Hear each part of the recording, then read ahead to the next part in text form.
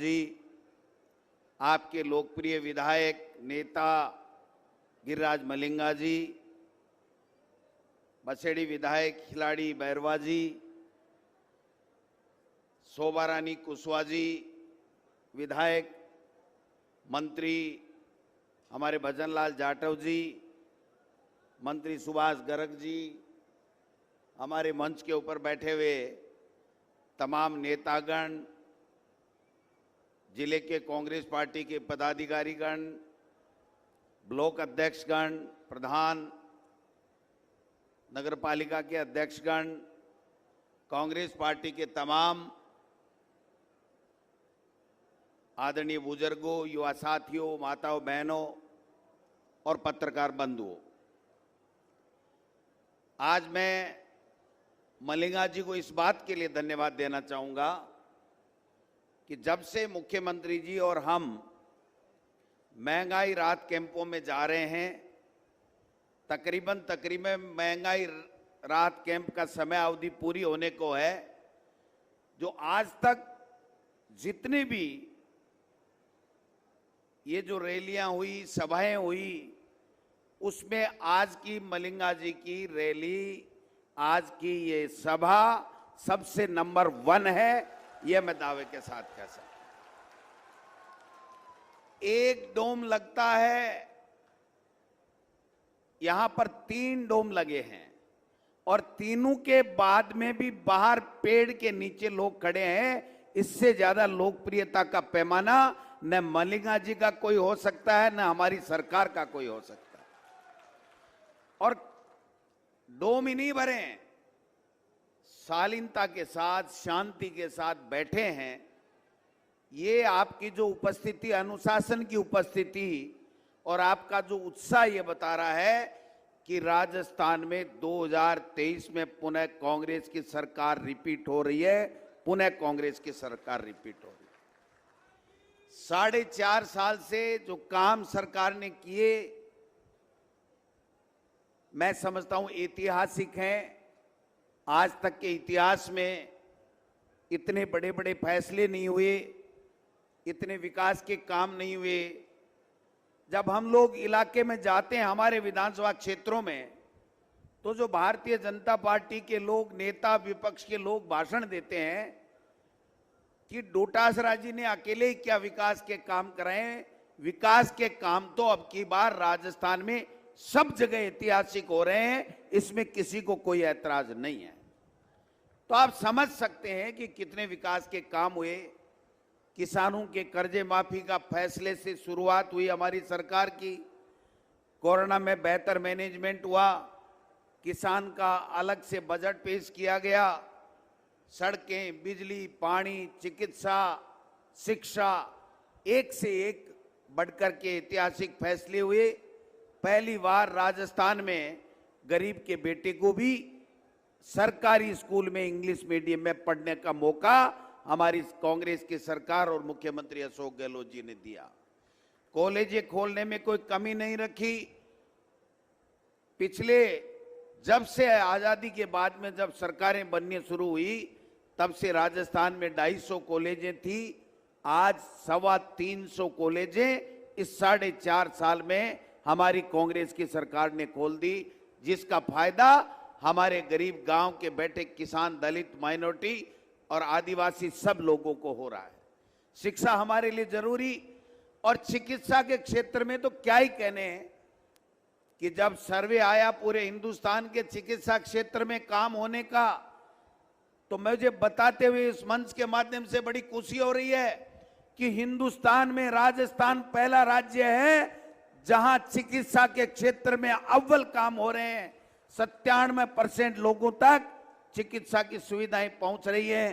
कहां हमारा प्रदेश था जहां 35 और 40% लोगों तक पिछले बीजेपी के कार्यकाल में चिकित्सा सेवाएं पहुंच रही थी, आज वो 97% लोगों तक पहुंच रही है। और आज 4 महीने मुश्किल से हैं चुनाव के, उसके बावजूद भी, इतना काम होने के बावजूद भी, चाहे मलिंगा साहब हो, चाहे खिलाड़ी बैरवा जी हो, चाहे अन्य कोई विधायक हो, जहां भी हम लोग जाते हैं तो वहां मुख्यमंत्री जी से जो भी मांगे पूरी की जो मांगी जाती हैं, मुख्यमंत्री जी 4 महीने बाकी होते हुए भी वो तमाम आपकी मांगे पूरी करके वहां से वापस जाते हैं। इससे बड़ा कोई उदाहरण हो नहीं सकता। जनता की हमेशा मुख्यमंत्री जी कहते हैं कि जनता माई बाप होती है, जनता की सेवा हम लोग करेंगे, जनता के बीच में रहेंगे तो जनता पुनः आशीर्वाद देगी। इसलिए मैं तो कहना चाहता हूं कि एक तरफ हमारी सरकार जिसने एक से एक बढ़कर के ऐतिहासिक फैसले किए, एक तरफ केंद्र में बैठी हुई मोदी सरकार 15 महीने तक किसानों को 3 काले कानून लाद करके खून के आंसू रुलाने का काम किया। पहले नोटबंदी की, कोरोना का केंद्र की सरकार का मिसमैनेजमेंट हुआ, और जब हमारी सरकार सामाजिक सुरक्षा के क्षेत्र में जब पेंशन देने लगी, जब 500 रुपए में सिलेंडर देने लगी, जब 25 लाख का इलाज मुफ्त करने लगे, जब 10 लाख रुपए तक का दुर्घटना बीमा देने लगा, जब 125 दिन की नरेगा में मजदूरी की बात होने लगी, जब किसान की 100 यूनिट प्रतिमा यानी 2 महीने से बिल आता है, 200 यूनिट बिजली भी घरेलू फ्री है और उसके ऊपर सरचार्ज भी फ्री है, और किसान का 2000 यूनिट तक का कृषि का बिजली का बिल भी माफ है। जब ये घोषणाएं होने लगी तो भारतीय जनता पार्टी और केंद्र की मोदी सरकार के पेट में दर्द होने लगा। कहने लगे कि राजस्थान के मुख्यमंत्री रेवड़ियां बांट रहे हैं। अरे मोदी जी, मैं पूछना चाहता हूं, ये अडानी और अंबानी को जो 650 नंबर पे दुनिया में 650वें नंबर पे उद्योगपति थे, वो पूरे विश्व में 2 नंबर पे के उद्योगपति कैसे बन गए आपके मित्र होने के कारण से? ये सवाल हम लोग पूछ रहे हैं। हमारे नेता राहुल गांधी जी ने जब पूछा कि अडानी की कंपनी में 20,000 करोड़ रुपए सेल कंपनियों में ये पैसा किसका है, तो उनकी सदस्यता साजिश करके निरस्त करने का काम किया और लोकसभा में बोलने नहीं दिया। इसका बदला आने वाले समय में 2023 और 24 में कांग्रेस के तमाम कार्यकर्ता आपके आशीर्वाद से लेकर के रहेंगे। ये बदला लेना पड़ेगा। ये ऐसे लोग हैं जो संवैधानिक संस्थाओं को खत्म कर रहे हैं।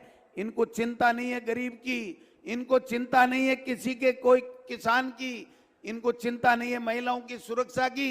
ये केवल और केवल संवैधानिक संस्थाओं का दुरुपयोग करते हैं और दुरुपयोग करके धर्म की आड़ में नफरत फैलाने का काम करते हैं और इसके आधार के ऊपर अपनी वोटों की फसल काटने का काम करते हैं।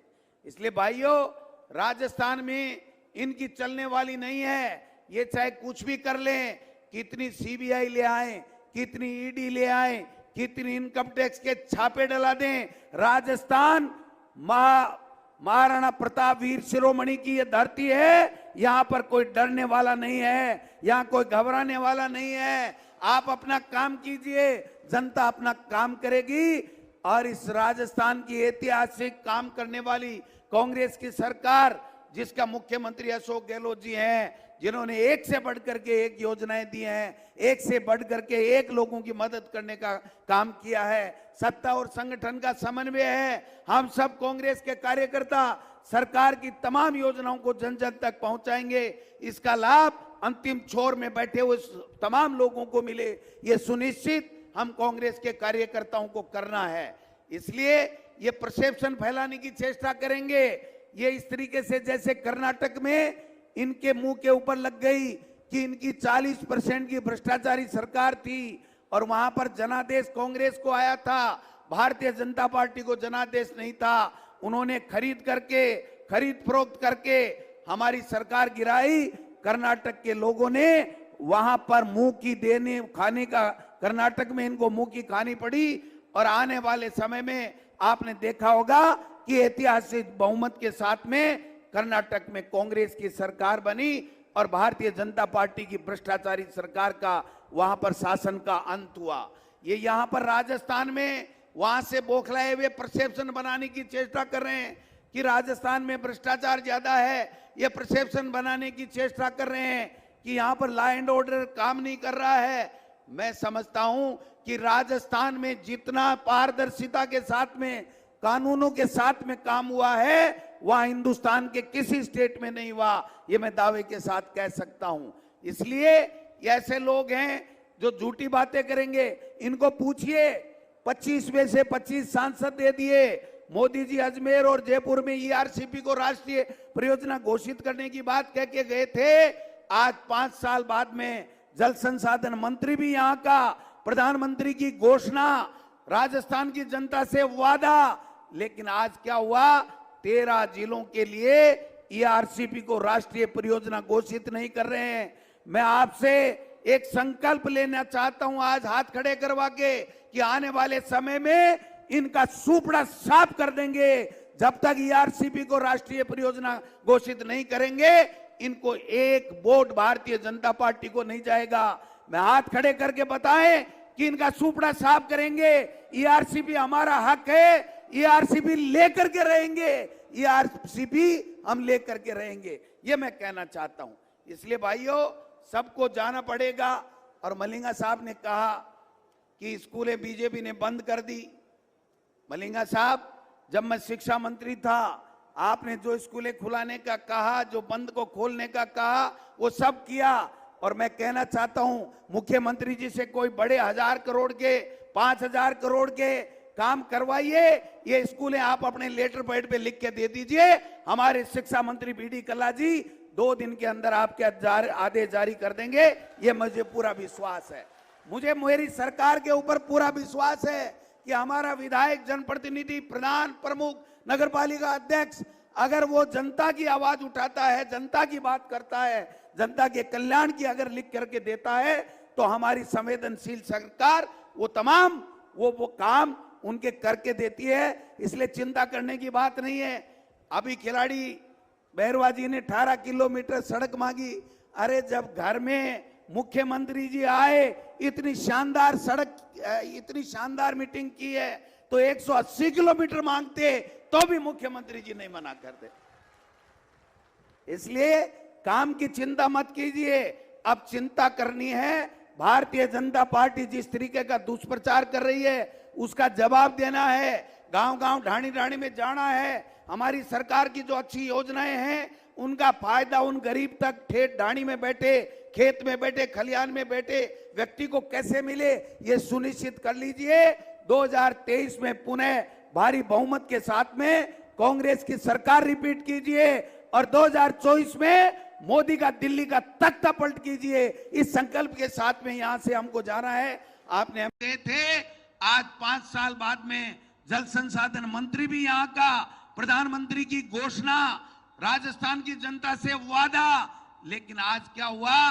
13 जिलों के लिए ईआरसीपी को राष्ट्रीय परियोजना घोषित नहीं कर रहे हैं। मैं आपसे एक संकल्प लेना चाहता हूं आज हाथ खड़े करवा के कि आने वाले समय में इनका सुपड़ा साफ कर देंगे। जब तक ईआरसीपी को राष्ट्रीय परियोजना घोषित नहीं करेंगे, इनको एक वोट भारतीय जनता पार्टी को नहीं जाएगा। मैं हाथ खड़े करके बताएं कि इनका सुपड़ा साफ करेंगे। ईआरसीपी हमारा हक है, ईआरसीपी लेकर के रहेंगे, ईआरसीपी हम लेकर के रहेंगे, ये मैं कहना चाहता हूं। इसलिए भाइयों, सबको जाना पड़ेगा। और मलिंगा साहब ने कहा कि स्कूलें बीजेपी ने बंद कर दी। मलिंगा साहब, जब मैं शिक्षा मंत्री था, आपने जो स्कूलें खुलाने का कहा, जो बंद को खोलने का कहा, वो सब किया। और मैं कहना चाहता हूं, मुख्यमंत्री जी से कोई बड़े 1000 करोड़ के, 5000 करोड़ के काम करवाइए। ये स्कूलें आप अपने लेटर पैड पे लिख के दे दीजिए। हमारे शिक्षा मंत्री बीडी कल्ला जी 2 दिन के अंदर आपके आदेश जारी कर देंगे, ये मुझे पूरा विश्वास है। मुझे मेरी सरकार के ऊपर पूरा विश्वास है कि हमारा विधायक, जनप्रतिनिधि, प्रधान, प्रमुख, नगरपालिका अध्यक्ष, अगर वो जनता की आवाज उठा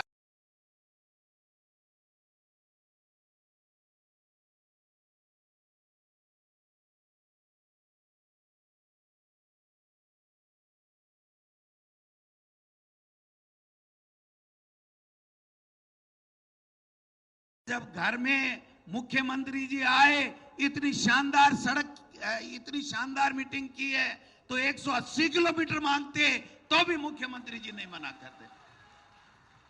इसलिए काम की चिंता मत कीजिए। अब चिंता करनी है, भारतीय जनता पार्टी जिस तरीके का दुष्प्रचार कर रही है उसका जवाब देना है। गांव-गांव, ढाणी-ढाणी में जाना है। हमारी सरकार की जो अच्छी योजनाएं हैं उनका फायदा उन गरीब तक, ठेठ ढाणी में बैठे, खेत में बैठे, खलियान में बैठे व्यक्ति को कैसे मिले, ये सुनिश्चित कर लीजिए। 2023 में पुनः भारी बहुमत के साथ में कांग्रेस की सरकार रिपीट कीजिए और 2024 में मोदी का दिल्ली का तख्ता पलट कीजिए। इस संकल्प के साथ में यहां से हमको जाना है। आपने हमें बुलाया, हमारा सम्मान किया, इसके लिए आपका बहुत बहुत धन्यवाद। धन्यवाद। जय हिंद, जय भारत।